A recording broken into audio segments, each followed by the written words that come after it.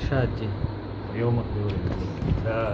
حاجي صاحب غزل دی چې راځي چې ملګرو دا جذبه ځان کې پیدا کړو راځي چې ملګرو دا جذبه ځان کې پیدا کړو بچی چې د وطن د لیک او لوست سره آشنا کړو د علم او هنر ډیوې روښانه په هر خوا د علم او هنر ډیوې روښانه په هر خوا تیارې د جهالت چې مونږ بدلې پرنا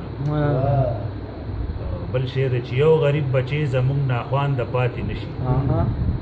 چې یو غریب بچی زمونږ ناخوان د پاتې نشي قلم تختې کتاب پنسل سلیټ ورته ویړیا چې یو غریب بچی زمونږ ناخوان د پاتې نشي قلم تختې کتاب پنسل سلیټ ورته ویړیا کو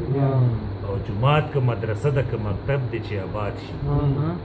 جماعت که مدرسه ده که مکتب دی چې آباد شي د علم په مقصد چې ښځې نر واړه اګا کړو او ملا وتړی یارانو د نړۍ مقابلې ته ملا وتړی یارانو د نړۍ مقابلې ته کاره لکه د نمر چې خپله ګډ د پښتونخوا کړو او سیلاب کې د مغرب رانه خپل رو ګودر خطا دی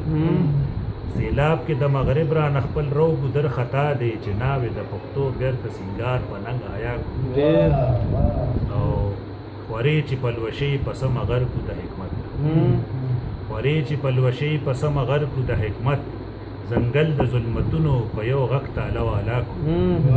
او خړوب د زړه په وینو کړو د علم ګلستان خړوب د زړه په وینو کړو د علم ګلستان نشان د اخوت او ورورولۍ چې سربالا کړو او چې زده کړه په خوارانو دنیادارو یو شان عام کړو چې زده کړه په خوارانو دنیادارو یو شان عام کړو دا خپله سیمه ټوله د دانش لوړه قلا کړو او صادر به د الفت د محبت په دنیا خور کړو صادر به د الفت د محبت په دنیا خور کړو د کرکې او نفرت جړې به اور ته ورخطا کړو او مقصده چې نواب په سپینه ګیره نن د لیک لوست په ارمان شو دا د دې شعر نواب په سپینه ګیره نن د لیک لوست په ارمان شو چې دا ارمان پوره د هر سپین ګیري د سبا کړو راځئ چې ای ملګرو دا جذبه ځان کې پیدا کړو